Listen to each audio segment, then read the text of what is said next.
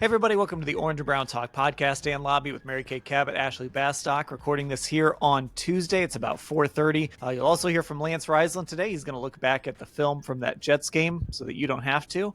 He'll tell us what he saw in that game, what went wrong, maybe what the Browns can do better as they head into this Ravens game. And that's where we're going to start. We're going to spin this forward to Ravens week, the Browns' second matchup with Baltimore, this time at home, a 4:25 game. So they're one, well, I guess the Raiders game here locally is later in the day, but really they're one true, not 1 p.m. start. Mary Kay. Browns, Ravens. Obviously, the Ravens kind of ran away with that game the last time they played. It was close for 3 quarters, but the Ravens ran away late. What is there to watch this week with this football team? What are you keeping an eye on as this week gets going? Well, I think there are a few things that Browns fans can kind of hang their hats on a little bit. One of the things that I'm interested to see, that was the first game between Dillon, Gabriel, and Tommy Rees, with those guys working together, Tommy Rees calling the plays. And I liked a lot of what I saw from Tommy working with Dillon. I liked the fact that it was more up-tempo. I liked the fact that he tried some different formations. I saw a lot of bunch and some different things like that.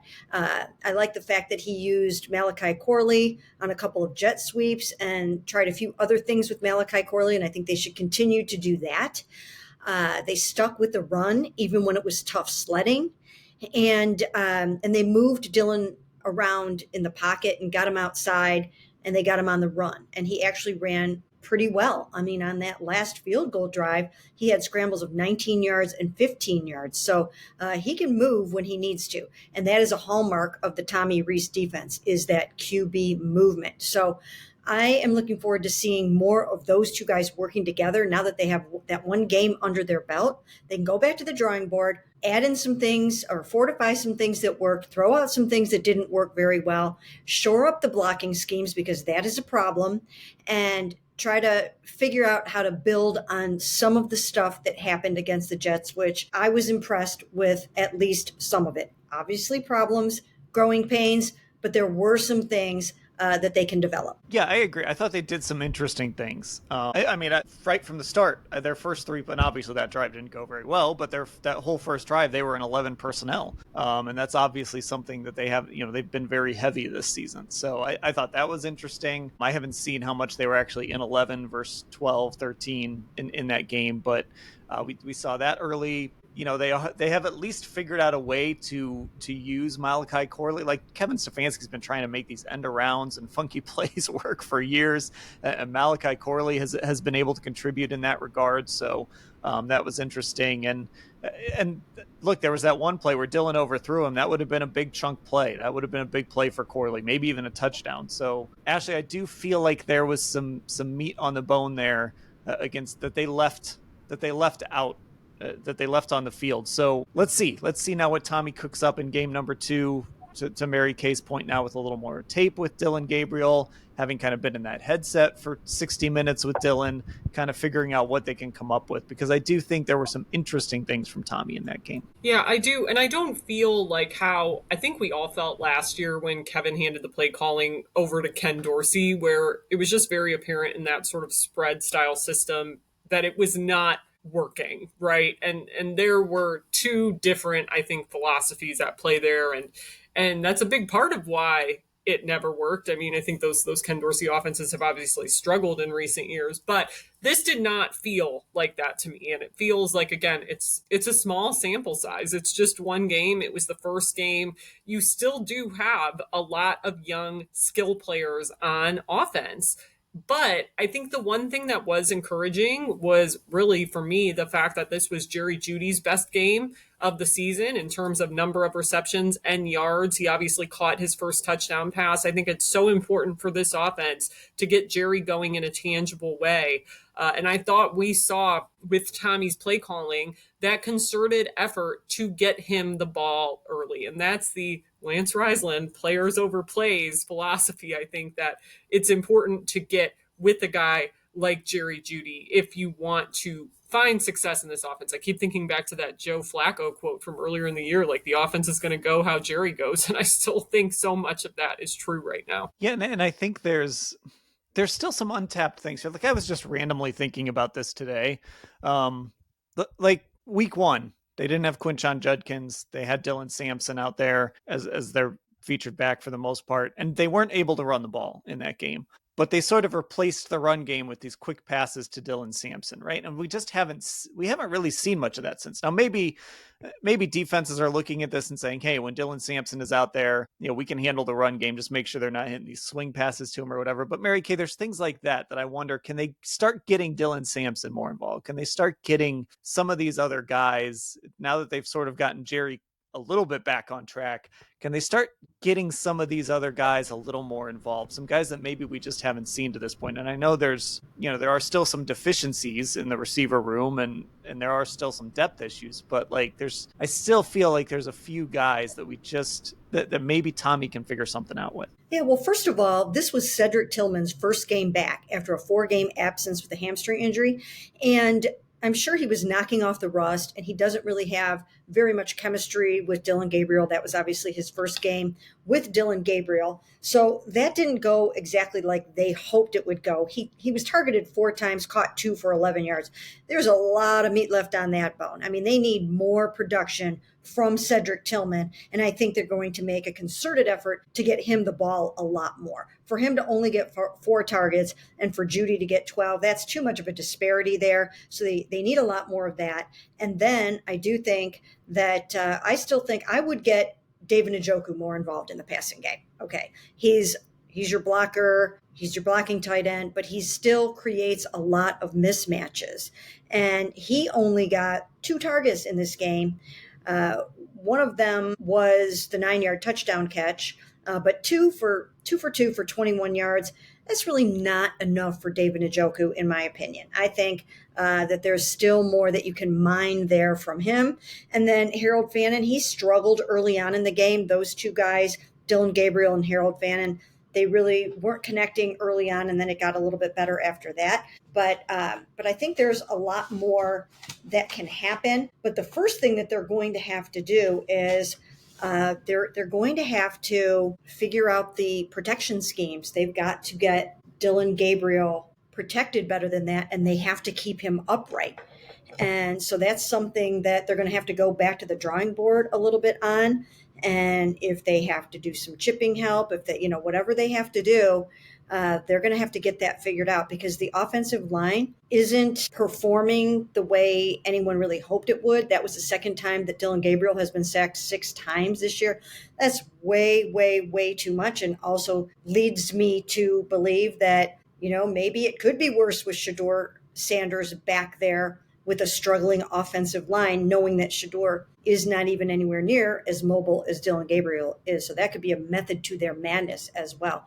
But these are some of the things that they can try to do better than they have done. But certainly, more creativity. You're right, more Dylan Sampson, trying to do some things with him in the short passing game. I do like the Malachi Corley sort of jet sweep vibe going on, but you're going to have to mix that up too, because you can't just put him back there and everybody knows the jet sweep is coming either. So I think there's a lot more to be done.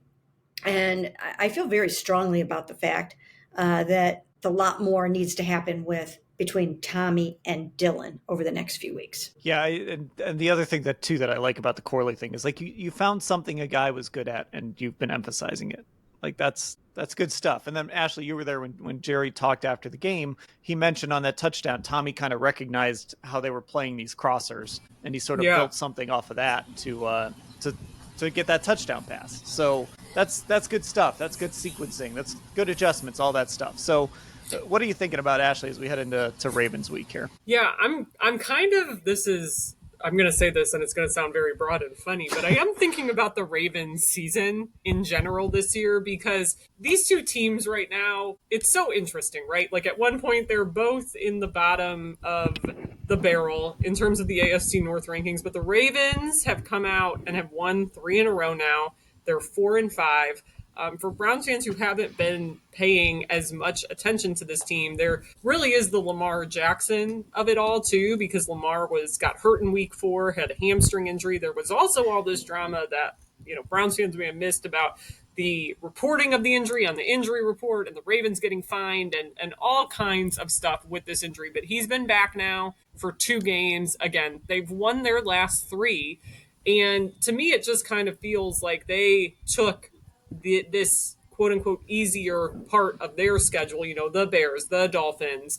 They just got to win over the Vikings, which the Browns obviously couldn't manage to do, and have used it to get right. And I think fans were wondering, like, are the Browns going to be able to get right during the easier part of their schedule? And obviously, I don't really think there is an easier part of the schedule for this Cleveland team right now, and we haven't seen them do that. They weren't able to parlay that win against Miami into much else coming out of it. But it's interesting because I think, unfortunately for the Browns, while the Ravens were in that tough stretch, they're catching them at a bad time again, and they caught them in the bad time in week 2 when they were still relatively healthy. So that to me is the interesting part of this matchup. It feels like Baltimore has lived like 3 lives since the last time they faced the Cleveland Browns in week 2. Yeah, I actually just pulled up their schedule as you were talking about that, and it is jarring, like just how hard that early part of the schedule was.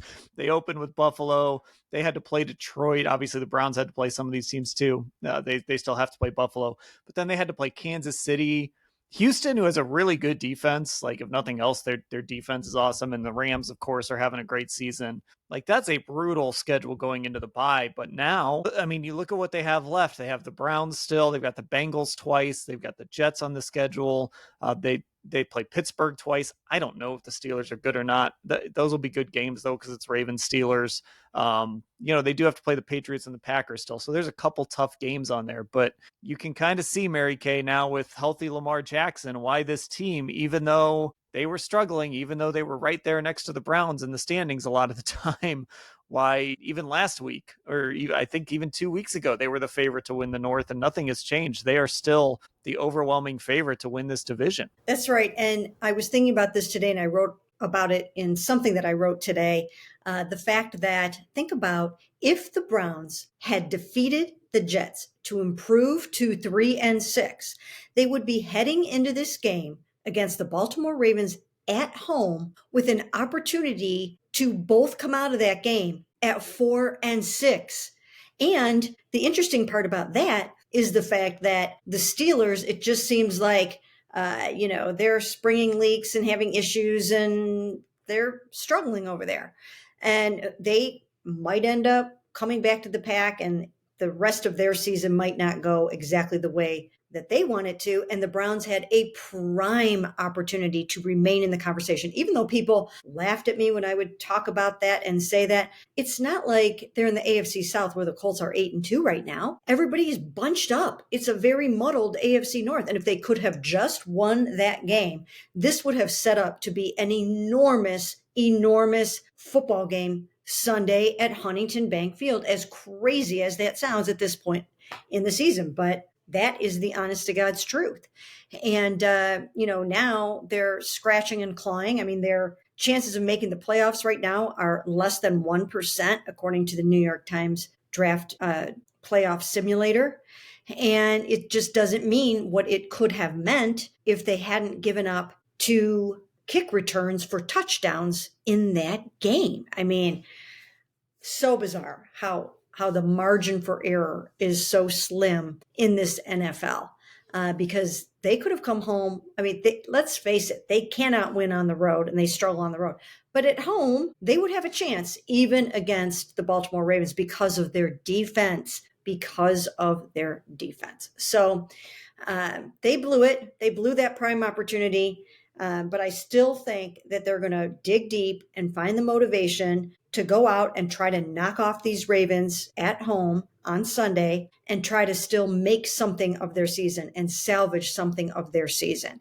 Can they do it? I don't know. But this seems like one of those games where if they were going to pull off an upset, this one at home could be one to circle in red and think, maybe they will just do the seemingly impossible. So that's what I was kind of thinking about too, is just there's going to be some weird game still that this team wins that they shouldn't win. And it's probably going to be a division game. And I don't know if Cincinnati counts, because I don't know what Cincinnati's going to look like in week 18. They'll probably be favored in that game. So, that would, I guess we'll count that one. But I was thinking about Pittsburgh. Maybe they've got Pittsburgh at home. And again, that team is so dependent on turnovers. When you just look at the games that they've won and the games that they've lost, it's like they get 5 turnovers against the Patriots. They get 6 turnovers against the Colts, right? But then if they're not getting turnovers, they are just not, their defense is not as good. Now, I know that goes for a lot of defenses, but they're so dependent on it. Like it's either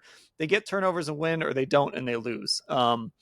So it could be Pittsburgh this week. This is one of those weird weeks where, like we always talk about, any given Sunday in the NFL, like this is one of those weeks where everybody's just going to write off the Browns. And it's like, there's no chance. I'm not going to pick them to win the game.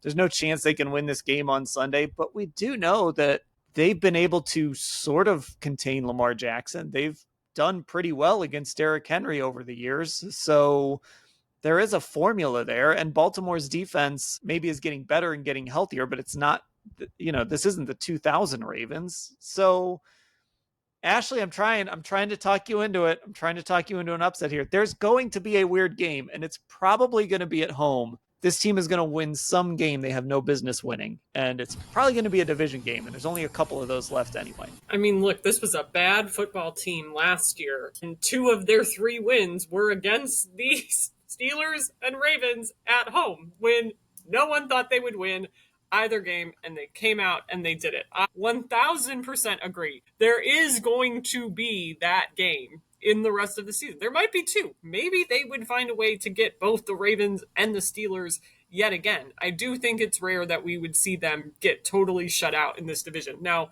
am I going to have the guts to pick that this week? Probably not. I'm now to the point with this team where I just may not pick them to win again until they do it, just because I picked them against the Jets and felt pretty good about doing it, and look what happened. So, yeah, like, this division is so weird. As Mary Kay said, everyone spent so much of the time bunched up. And I really do think anything can happen on any given Sunday, but the AFC North is just particularly weird to me. So I wouldn't be shocked if it happened. I don't think I'm going to pick it to happen, but these teams all just know each other so well. And this Browns defense is basically in large part built with Lamar Jackson in mind and knowing you got to face him 2 times a year. So that's the other part of it to me that makes it possible. But again, still probably not going to pick it. Yeah, no, like Carson Schwarzenegger's back, right? If he had not played last week and we were still talking about that injury, that would be something to keep an eye on. So you've got that going for you. And the other element here is this is like the afterthought game in that afternoon window, because you've got Seahawks Rams going on at that time, and then of course this is the alternate to Chiefs Broncos, which is going to be I'm assuming it's a CBS national game. So this is sort of that weird afterthought game when, I don't know, Mary Kay, though everybody's kind of watching those other games, and then it comes across the ticker like, wait a minute, the Browns are leading the Ravens with 2 minutes left in the third quarter. Anything can happen in this league, right? Well, I wish that I hadn't won my last 2 picks, because I'm still mad at myself. I changed, you guys know, I changed my picks to have the Patriots, the Browns beating the Patriots. I changed that at the last minute because for some reason I was thinking everybody on our whole entire staff was picking the Patriots to win, and I did not want to be that lone person who was having my picture plastered all over the place for being wrong on that one if they pulled off that upset over Mike Vrabel. I never really felt it, and I should have gone with my gut, but I changed the pick, and that was stupid. Now, I still feel like I thought they were going to beat the Jets. I thought they could very well beat the Jets, but my goodness, they really, really just screw things up on the road. They really do. 13 straight losses on the road. That is just mind-blowing to me. So if I hadn't gone 0 for 2 over the last 2 weeks, I might be picking the Browns to upset the Ravens this week, because I think Myles Garrett is going to come out with his hair on fire. And there's just something about being at home, and it's the Ravens, and as Ashley mentioned, that those are the 2 games that they won last year, and weird things always happen. But I would have a hard time. I don't know. I think I would have a hard time knowing that that would be like a long shot, risky pick, and I don't know that I can do that. Although, who's counting, right? Nobody's looking at our 1-loss record on our picks. But yeah, I think this is a game that they could steal. It would take takeaways, though. I mean, they would have to get takeaways. Well, and that's what this defense does at home too. Like, this defense is like, they've been okay on the road. Like, they've been fine on the road, and they were fine on Sunday. but they are just a different level at home. Exactly. And they feed off the crowd, and they do a really good job of treating the crowd to usually a decent football game. So yeah, I mean, when Myles Garrett, I used that quote at the end of my game story when he said, "There's no quitting this team. There's not going to be, and I'm going to make sure everybody mans up for this game." And he's going to do that, and a lot of them are going to do that. So I think it is a game where they're going to be ready to play. They are going to be ready to play, and anything can happen. So, yeah, strap in. It's going to be exciting. All right, we're going to take a break here on the Orange and Brown Talk podcast. When we come back, Lance Reisland will join us to look back on that Jets film. All right. Welcome back to the Orange and Brown Talk podcast. And now, as we do every week, we welcome on Lance Reisland to look back at the film from Sunday's game. Lance, how are you? I'm doing very well, Dan. How are you tonight, buddy? Doing well. All right, let's get to it. Browns-Jets, just an ugly football game. The Browns lose a game that, frankly, they had no business losing. I just want to, you weren't able to jump on the post-game show. We had some extenuating circumstances. We got kicked out of the press box. And so if people saw the YouTube from that show, Mary Kay, Ashley, and I just set up in like our hotel bar and put the laptop on a pool table and had dog paintings behind us. It was a mess. So we had to be flexible. We weren't able to have you on our post-game show. So I just want your thoughts from that game, because this was one of those situations where you lost to a team that had a fire sale. They clearly didn't trust their quarterback to throw the football. And the Browns give up those two special teams plays. Just what were your thoughts on that game watching it? Well, I immediately went back and watched the two special teams play, and I was really disappointed as a coach, because I know how hard Bubba works and the track record he has, but it's really fundamentally bad on the kickoff return. People are out of their lanes. The Jets did a nice job of double teaming Diabate. Then the punt return. Those are the things that irritated me, because special teams are all about effort. Special teams are all about 1-2 alignment, making sure that your landmarks are good, etc. So I went back, and then you go back and watch the punt return, and it's even worse. So the punt return, the gunners both get killed. Delpit misses a tackle, and he's been tackling great. And then if you, I actually tweeted it out, there's 5 or 6 guys within 2 yards of each other. So there's no spacing. We used to say spread the net, where you get, everybody's in their proper lanes. Just really poorly done by those two special teams. And what ends up happening is then you get the narrative, and, the offense is bad and the quarterback is terrible. And the defense gave up 169 yards and 12 first downs. The defense played well enough to win. The quarterback didn't play great, but he also didn't play terribly. And if people, I don't think he played terribly. And the reason I say that is because he made some good throws, and he managed the offense, and he did well in the rain. Did he make some bad throws? Absolutely. Did they do enough to win? Yep. And special teams killed them. And that's, special teams as a unit, you control the controllables. You should always win special teams, especially when one of your units, usually special teams struggle, Dan, in my opinion. The years we had a good offense and defense, those are the years your special teams struggle, because you're like, oh, we're so good on offense and defense. And then after like 2 or 3 years, no matter how good we were going to be good on special teams, because you can always win special teams. It's just a matter of 1-2 and getting lined up. So that was the most disappointing part. The quarterback made some bad throws. The defense, that was a perfect call on the screen. Browns brought 7, double mug with Delpit coming. Just a really good call. Sometimes the offense wins. That was it. So just disappointed in the special teams. Disappointed. I thought Tommy Rees had, watching it again, I thought he was solid. I thought Dillon Gabriel was a little bit better with his feet, which tells me he's seeing things. Had some really bad throws, but it is what it is. And I try to go back and look at other rookies, and I just think the narrative that he stinks and Shador's better, or Shador stinks and he's better, I just don't know. Like, I don't know how you judge these guys with the people around them at times. So I'm very disappointed, but mostly, Dan, special teams, because I'm a head coach, and that's a winnable phase. Yeah, and look, that's essentially why you lost that game. You gave up those 2 touchdowns, and I think so. You mentioned the screenplay, and I want to get into that, but to frame it, I guess, with the Dillon Gabriel discussion, I mean, really, that game changes if 2 things happen differently. Maybe one is somehow they figure out a way to get Breece Hall down, and you're right, that just was the perfect call yep. At the perfect time. It turns into a touchdown. The Browns had a perfect call too, and that was that Malachi Corley throw, and Dillon Gabriel overthrows him on the sideline, and it was blocked up in front of him. I don't know if that was going to be a touchdown. That was going to be a chunk play. It And looks like it. Yep. those are the moments when you're like, Dillon, that's the throw Dillon Gabriel has to make, Mm-hmm. because he's not behind a line. There's no vision problems. There's no height issues. There's nothing there other than just throw the ball to Malachi Corley. And that's one that I'm sure Dillon is kicking himself over. I'm sure he's heard about that endlessly from Tommy and Kevin. Like, you've got to get that ball to Malachi Corley, because that's probably 6 points right there. Well, yeah, and again, I think it's just the idea of when you lose, the quarterback gets too much blame. When you win, the quarterback gets too much credit. And this is what's happening, is because every throw is because there's such a fine line.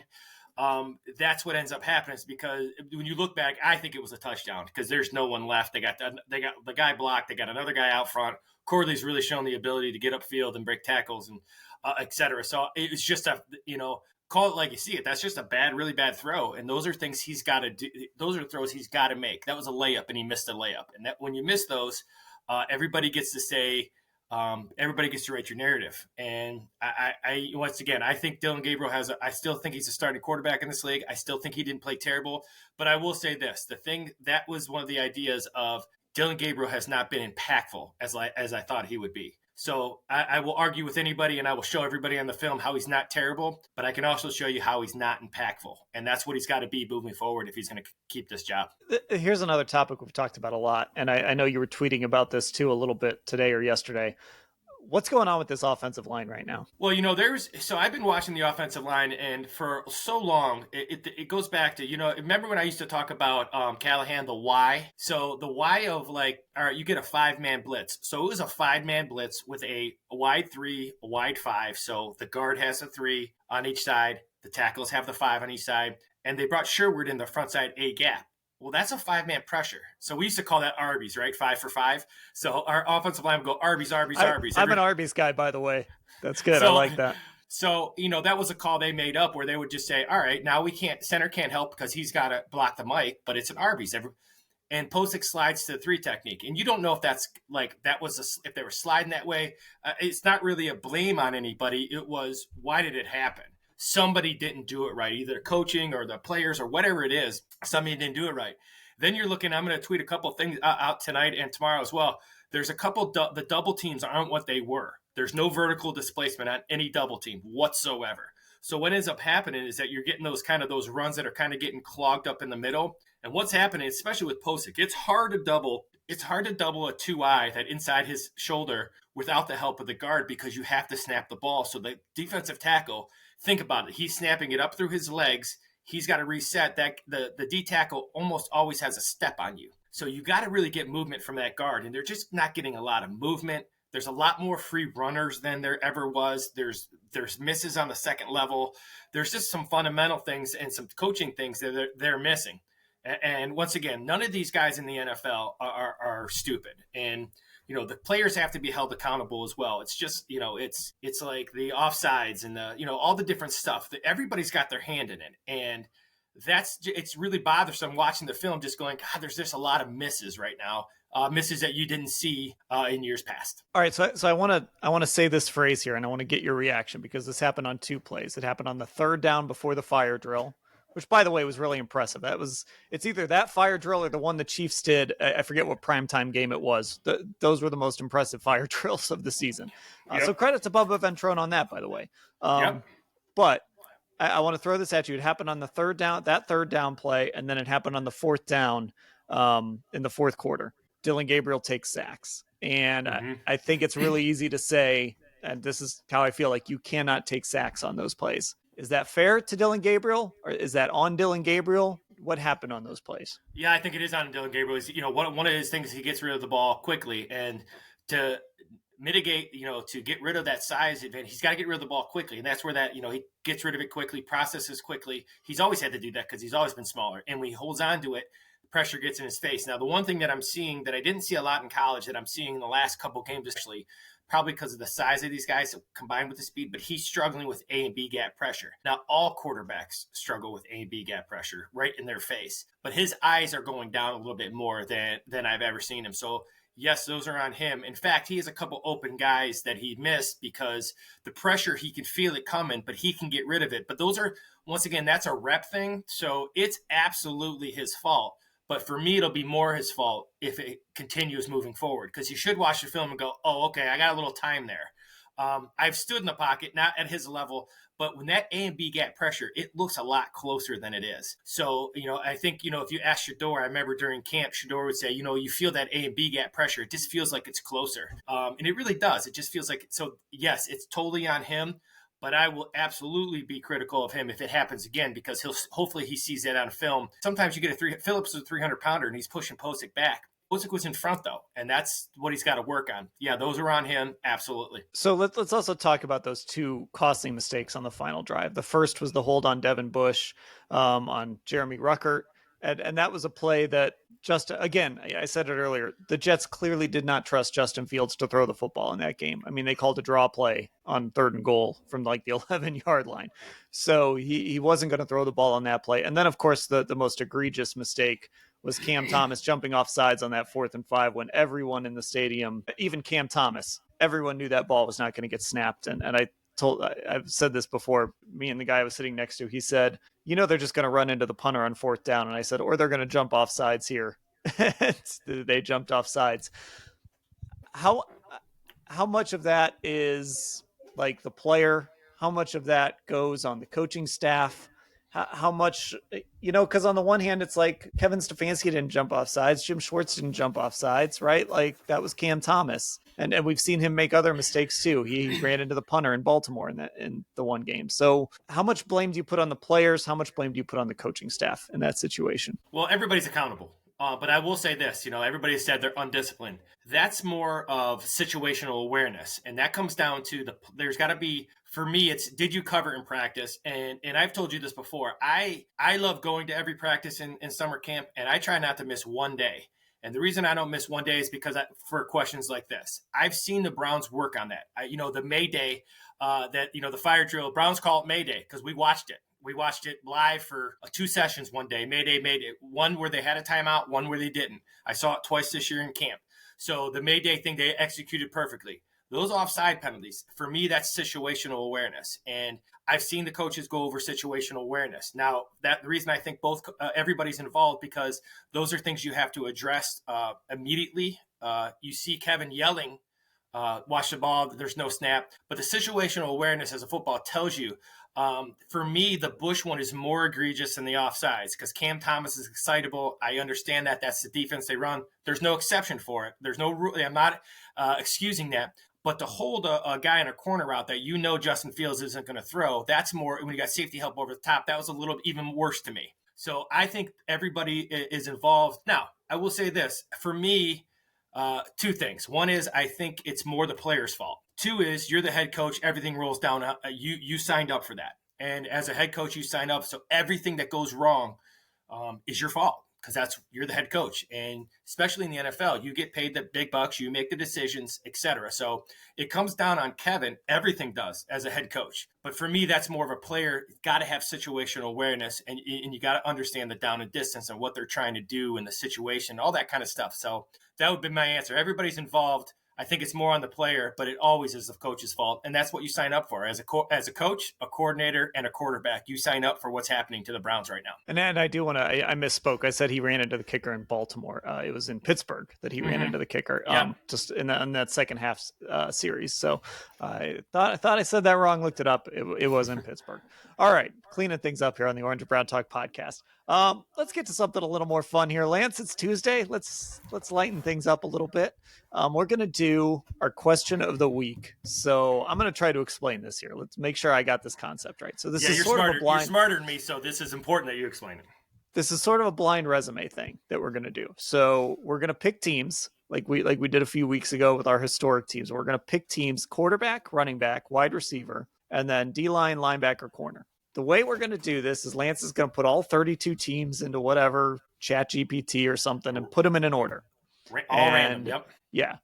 And so like when I'm up, I'm going to say a number. I'm going to say like number 13. And Lance is going to say, all right, number 13 is the Buffalo Bills. And I have to pick a player from the Bills. And that team's off the board. Like you can't pick anybody else from the Bills. It can be a current player, historical player, whatever. But once Once that team's gone, they're gone. So that's how we're going to do this. We're each going to pick a team. So we're going to knock out, how many positions was that? I don't even know. We got six Okay. numbers each.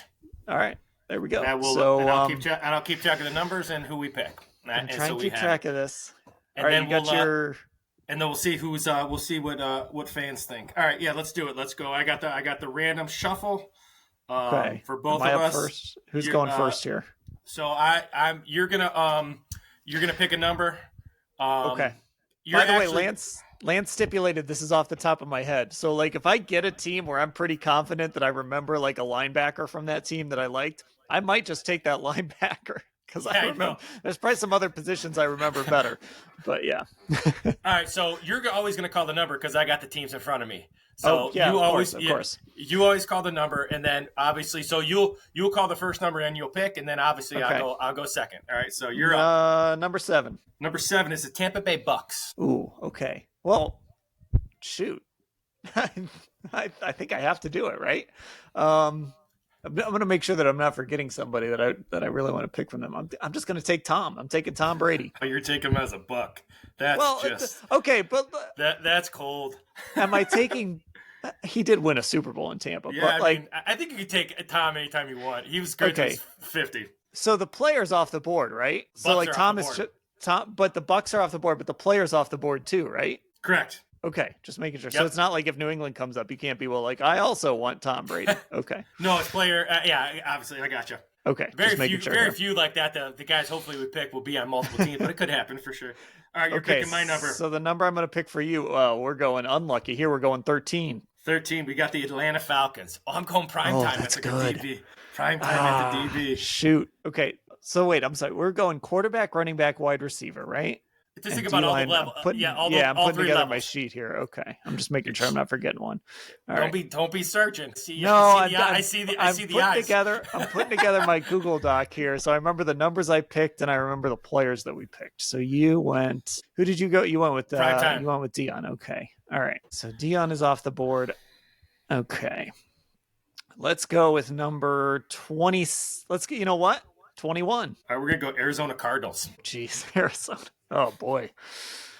Oh, again, I just want to make sure there's nobody obvious that I'm forgetting, but I'm going to take, I think I got to take Larry Fitzgerald. Now, see, that's one where at quarterback, if I still had quarterback on the board, I could have taken Kurt Warner. Correct. Yeah. I mean, problem is it's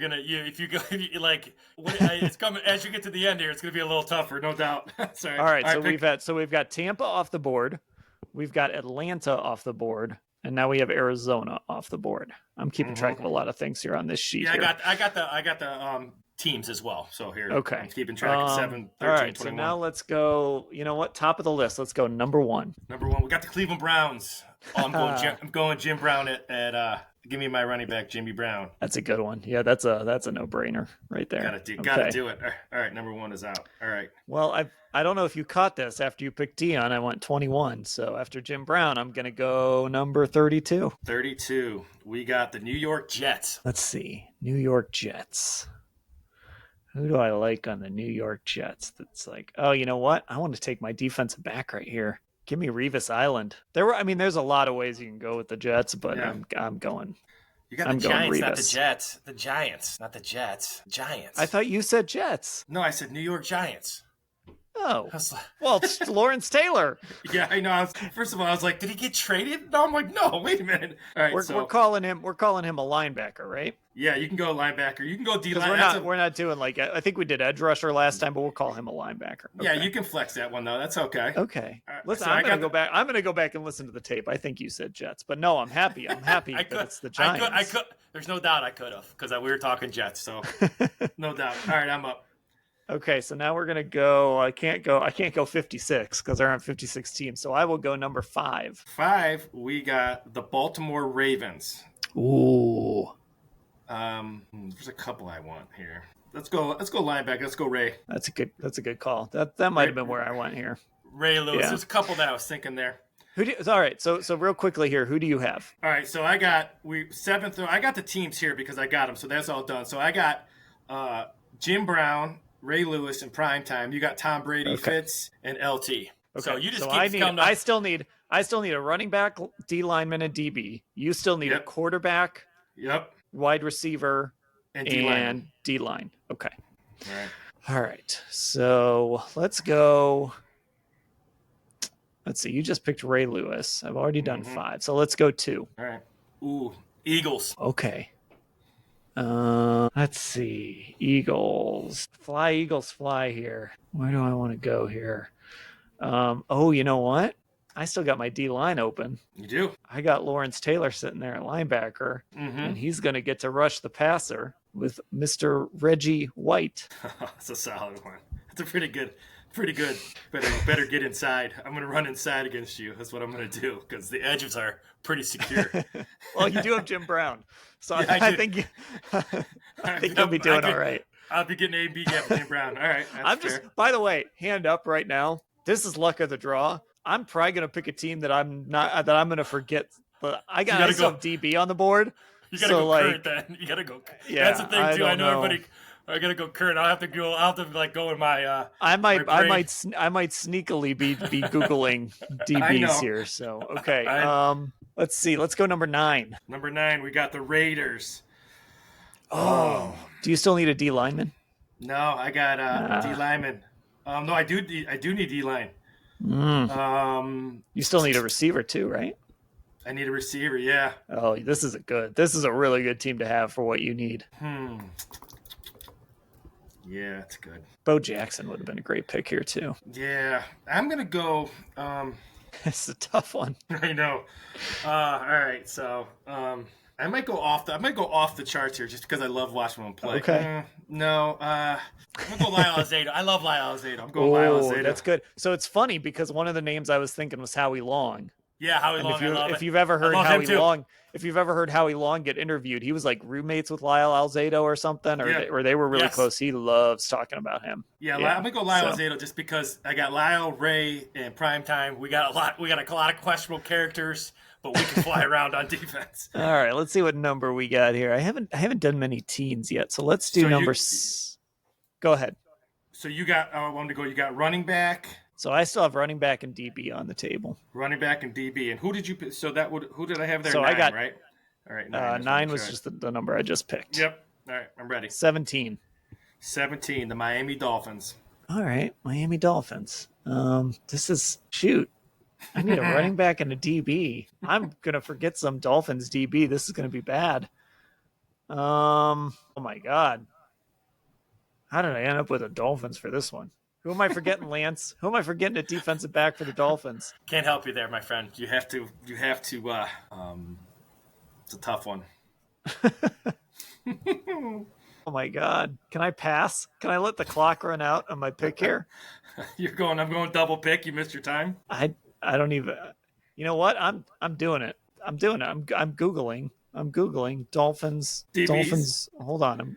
I feel like I'm forgetting an obvious Dolphins defensive back. You are. And it's going to kill me when I do this. No, I don't want modern Dolphins defensive backs. I want all timers here. See, this would have killed if I could have taken Dan Marino. That would have been good. Let's see who.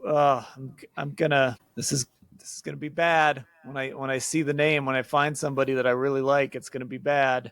I'm still scrolling through here. This is. I don't even know. Hold on. I'll give you. You got a current Alabama guy that would be a good call that was there early. I can't give you any more than that though.